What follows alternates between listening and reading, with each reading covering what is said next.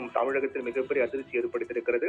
இந்த நிலையில் தான் தமிழகத்தில் தொடர்ந்து நடைபெற்று வரக்கூடிய சட்டம் ஒழுங்கு பிரச்சனை தொடர்பாக முதலமைச்சர் விஜய் தீவிர ஆலோசனை மேற்கொள்ள இருக்கிறார். இந்த ஆலோசனையில் தலைமை செயலாளர் மற்றும் டிஜிபி உள்ளிட்டோர் எல்லாம் கலந்து கொண்டு இந்த ஆலோசனை மேற்கொள்ள இருக்கின்றார்.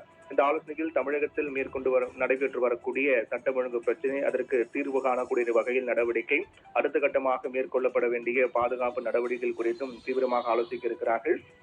நேற்று தினம் கூட அதிமுகவினுடைய பொதுச் செயலாளர் எடப்பாடி பழனிசாமி ஒரு அறிக்கை ஒன்றை வெளியிட்டிருந்தார். அதில் விழுப்புரம் மாவட்டம் மரக்காணம் அருகே 11 வயது சிறுமி பாலியல் வன்கொடுமை ஆளாக்கியுள்ளதாக வரக்கூடிய செய்தி என்பது அதிர்ச்சி அளிக்கிறது.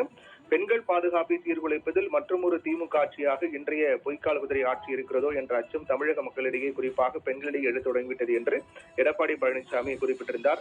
அதோடு இன்றைய முதல்வருடைய கூற்றுப்படி கேட்க போனால், தங்களது கல்லாப்பேட்டை கூட்டணியை தக்க வைப்பதில் மட்டுமே முழு கவனத்தையும் செலுத்தும் முதலமைச்சர் அவர்களே, தமிழகத்தில் பெண்களுக்கும் பெண் குழந்தைகளுக்குமான பாதுகாப்பு எங்கே என்று ஏற்கனவே தேர்தல் பிரச்சாரத்தின் போது விஜய் முன்வைத்த அந்த குற்றச்சாட்டையே மீண்டும் மறுபதிவு செய்து எடப்பாடி பழனிசாமி இந்த கேள்வி விஜய்க்கு, தமிழக முதலமைச்சர் விஜய்க்கு முன்வைத்திருக்கிறார்.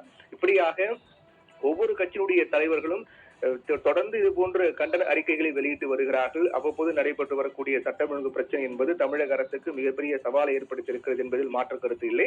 அந்த வகையில் தான் அதற்கு மிக உச்சமாக பார்க்கப்பட்டதான் கோவையில் நடைபெற்ற சிறுமி படுகொலை செய்யப்பட்ட சம்பவம்.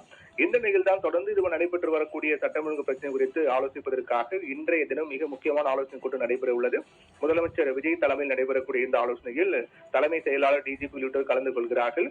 அடுத்தடுத்த மேற்கொள்ள வேண்டிய நடவடிக்கைகள், பாதுகாப்பு நடவடிக்கைகள், தமிழகத்தில் நடைபெற்று வரக்கூடிய சட்டம் ஒழுங்கு பிரச்சனைக்கான தீர்வுகள் குறித்தும் இந்த கூட்டத்தில் மிக முக்கியமாக ஆலோசிக்கப்படுகிறது.